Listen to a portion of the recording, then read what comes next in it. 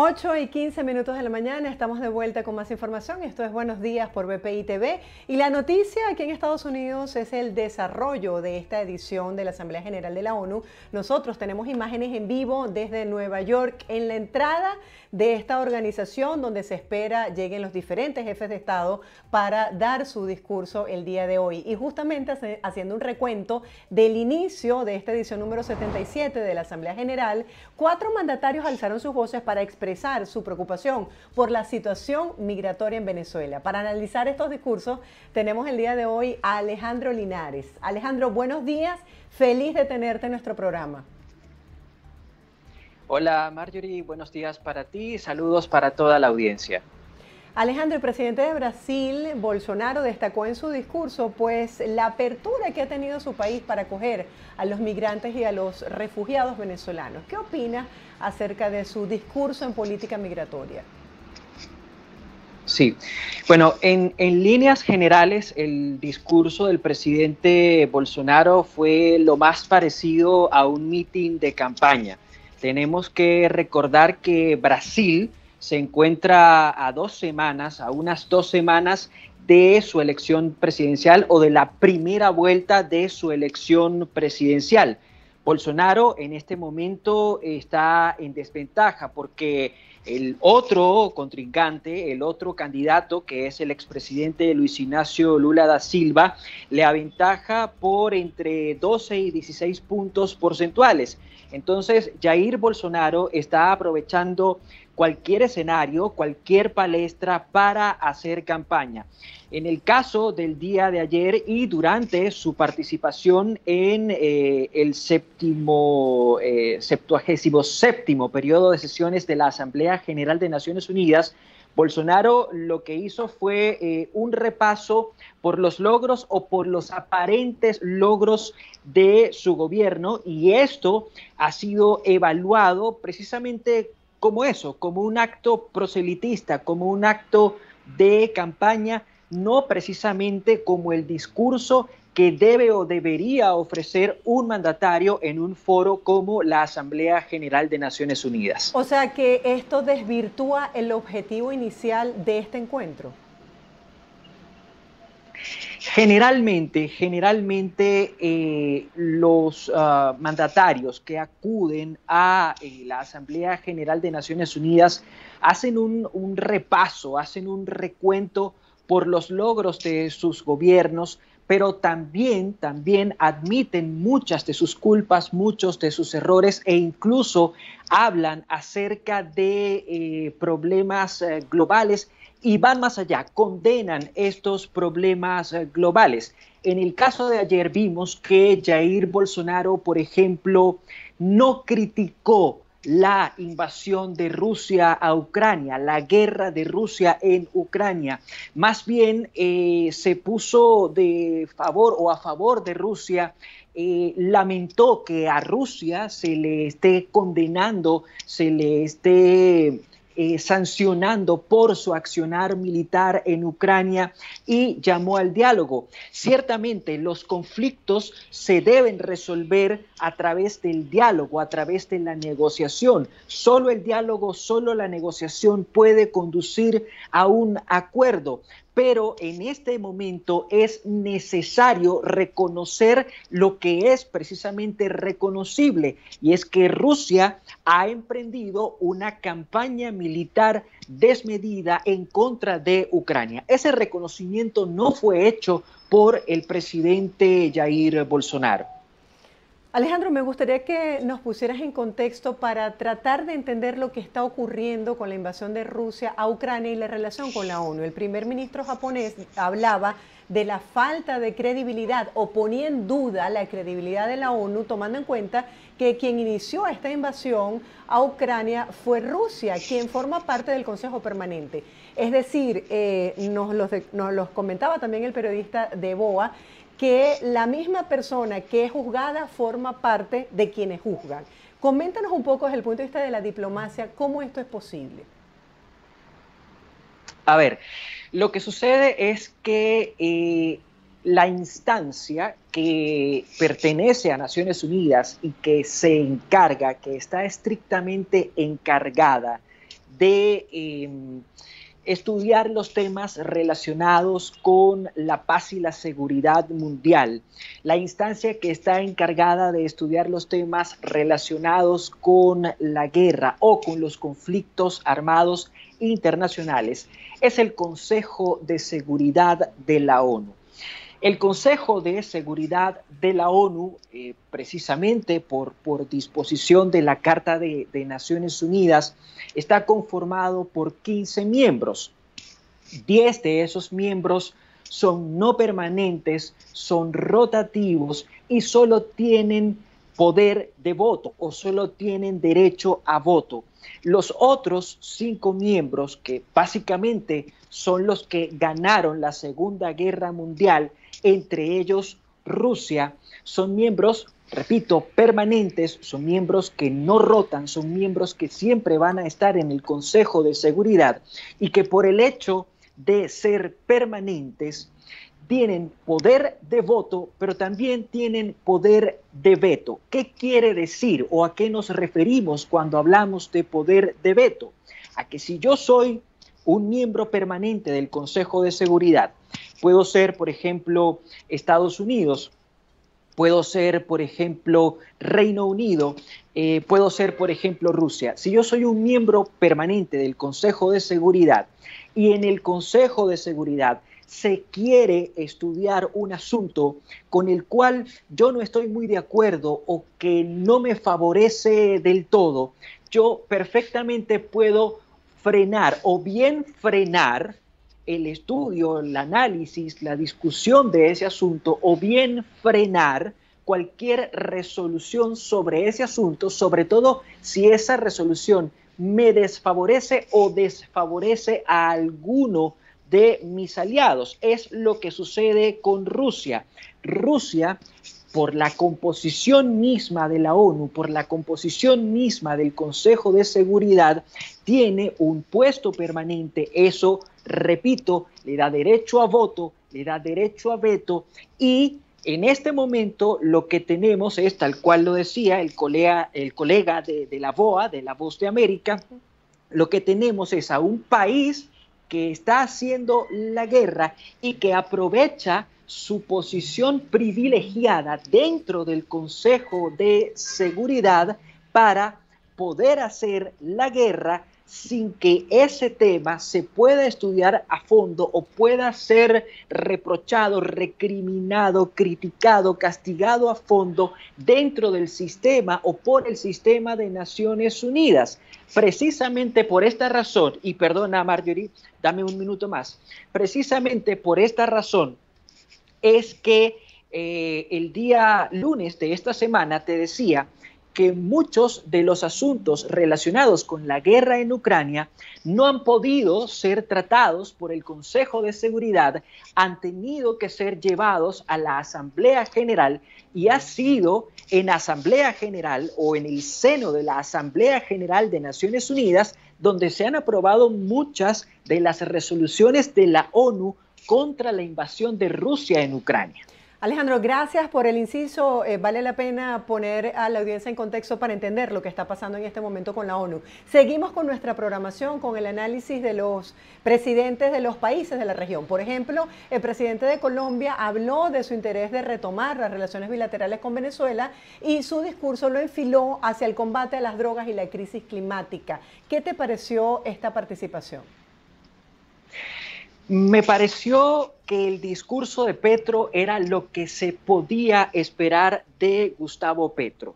Se trató de un discurso disruptivo, de un discurso poco ortodoxo, de un discurso que no se alinea con el conservadurismo político y diplomático al que nos tienen acostumbrados desde Colombia. También se trató de un discurso cargado de críticas. Gustavo Petro, por ejemplo, criticó las economías extractivas, criticó el uso desmesurado del carbón y del petróleo como combustibles, criticó que no se estén atendiendo debidamente los problemas de la Amazonía, incluso criticó la lucha contra las drogas y propuso un cambio de enfoque, propuso cambiar la lucha contra las drogas o el tema de las drogas, propuso dejar de verlo como un tema de seguridad y defensa para verlo como un tema de seguridad pública. Las críticas, por supuesto que son válidas y hasta cierto punto son necesarias en un foro como la Asamblea General de Naciones Unidas, pero si nos quedamos en las críticas, de alguna manera nos quedamos en el problema. Gustavo Petro hizo muchas críticas, pero no hizo propuestas concretas.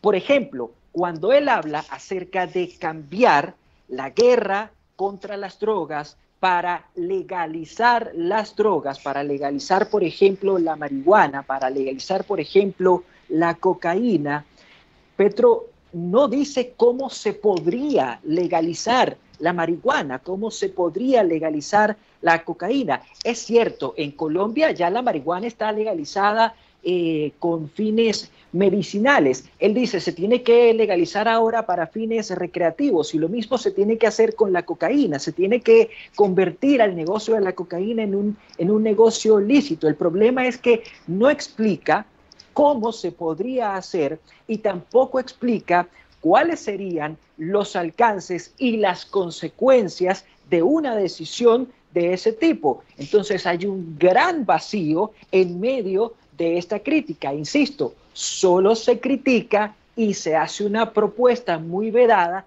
pero no se detalla esa propuesta.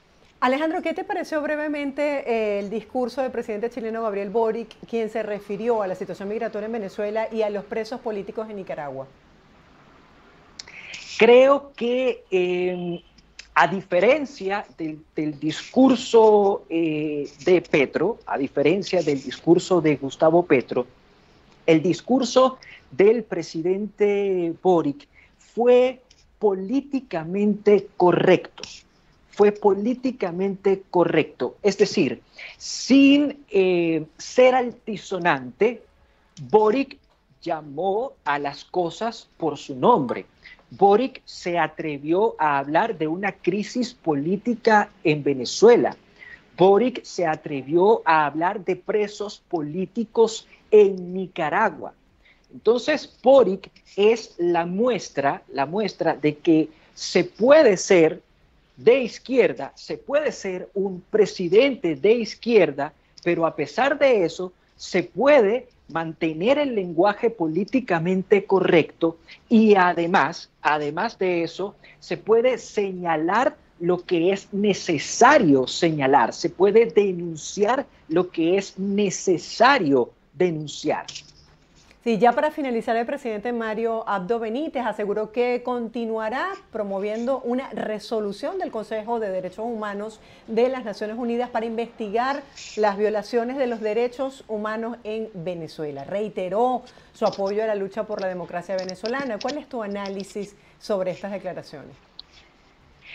Paraguay mantiene su línea. Paraguay desde hace varios años ha mantenido una línea a favor de la democracia y de la libertad en Venezuela.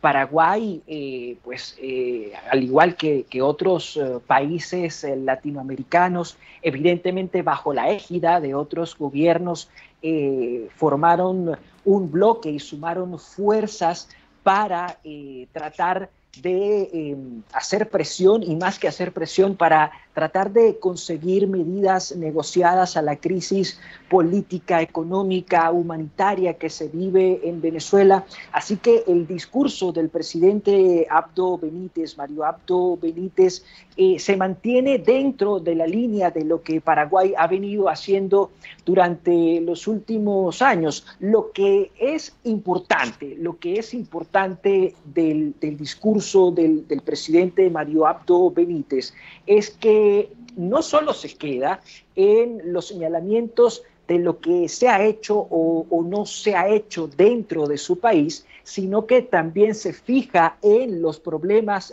regionales y se atreve a tocar un tema sensible como es el tema de Venezuela y particularmente el tema acerca de la violación de derechos humanos en Venezuela. Hay que recordar que el día de ayer habló Mario Abdo Benítez, pero también el día de ayer la misión de la ONU designada por el Consejo de Derechos Humanos, la misión de determinación de hechos en Venezuela, dictaminó una vez más que en Venezuela se han cometido crímenes de lesa humanidad. Los cuerpos de inteligencia han cometido crímenes de lesa humanidad y esto ha sido aprovechado por el presidente Abdo Benítez para poner el problema sobre la palestra, es decir, no solo aprovechó el momentum, no solo aprovechó la noticia para mostrar que está al día, sino que la expuso en un foro amplio, en el foro más amplio que tiene la Organización de Naciones Unidas, que es precisamente la Asamblea General.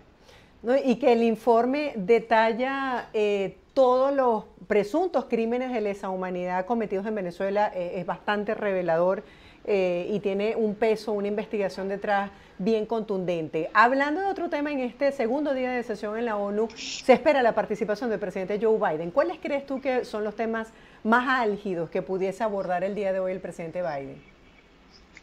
Estoy seguro, muy seguro, de que el presidente Biden va a hablar sobre la invasión de Rusia en Ucrania, a Ucrania. Ese, de hecho, es un tema central dentro de este 77º periodo de sesiones de la Asamblea General.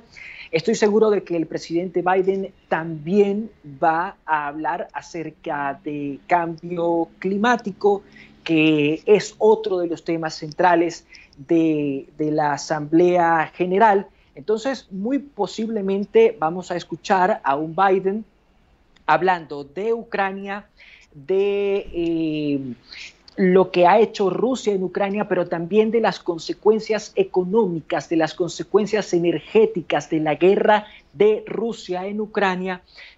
Vamos a escuchar a un Biden hablando sobre cambio climático y sobre los posibles avances que ha hecho o que está haciendo Estados Unidos en materia de cambio climático. Incluso podríamos ver a un Biden hablando sobre cómo Estados Unidos participa en la lucha contra el cambio climático, no solo dentro de las fronteras de Estados Unidos, sino también en el exterior, en el extranjero. Justamente, Alejandro, mañana estaremos hablando contigo sobre la participación que se espera el día de hoy de los diferentes mandatarios para hacer el análisis de su discurso. Y volviendo al tema del presidente Biden y al tema central de la invasión de Rusia a Ucrania, se decía que en esta oportunidad, en esta edición, se iba a lograr el apoyo de más naciones que hasta ahora no han tenido una posición definida en su apoyo a Ucrania por esta invasión, como es el caso de la India. Se decía que el día de ayer se iba a transmitir un video del presidente Zelensky dirigiéndose al mundo por esta guerra que están viviendo los ucranianos. Si nos pudieses hablar un poquito acerca de este tema. Sí, bueno, en líneas generales, para este 77º periodo de sesiones, se espera que comparezcan unos 150 dignatarios. 150 dignatarios entre jefes de Estado, jefes de gobierno y cancilleres. Este 77º periodo de sesiones va a tener a dos grandes ausentes, a dos personas que, ya se sabe, no van a estar en la ONU en Nueva York. La primera de esas personas es Volodymyr Zelensky. Zelensky se va a dirigir a la Asamblea General de la ONU en su carácter de presidente de Ucrania, pero lo va a hacer a través de un video pregrabado, lo va a hacer prácticamente a distancia, y la otra persona que no va a estar presente en la ONU es el presidente de Rusia, es el presidente Vladimir Putin. En lugar de Vladimir Putin va a estar en la ONU Sergei Lavrov, que es el ministro de Relaciones Exteriores, de Asuntos Exteriores de Rusia.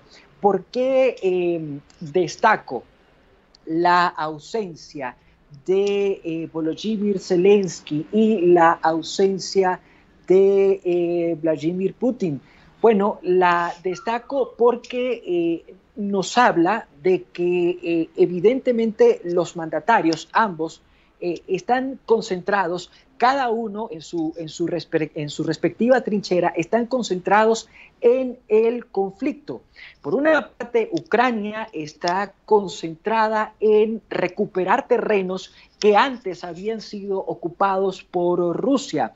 Ucrania ha lanzado una ofensiva relámpago que le ha permitido recuperar territorios en la región del Donbass, esto es, en el este de Ucrania. Por su parte, Rusia, que está enfrentando reveses, está enfrentando retrocesos, está viendo no solo cómo contiene esta ofensiva relámpago de Ucrania, sino que está evaluando cómo es posible retener el control de los territorios que ya se encuentran ocupados. Pero además, en el Kremlin, están tratando de hacerle frente a las críticas que han surgido dentro de Rusia precisamente por ese revés que ha estado experimentando Rusia en los últimos días en el campo de batalla. Gracias, Alejandro, por compartir con la audiencia toda esta información valiosísima que nos permite entender esta noticia en desarrollo, lo que está pasando. Nos vemos mañana, Dios mediante. Nosotros seguiremos muy atentos a la llegada de los jefes de Estado a este encuentro número 77 de la Asamblea General de la ONU. Feliz día. Gracias por compartir con nuestra audiencia toda esta información. Chao, Alejandro. Gracias a ustedes. Siempre será un placer. Amigos, estábamos conversando con Alejandro Linares sobre los temas que son noticia en este momento. Hacemos una breve pausa. Hoy es miércoles de inmigración. Más adelante el doctor Guillermo Olivos estará respondiendo a todas sus preguntas.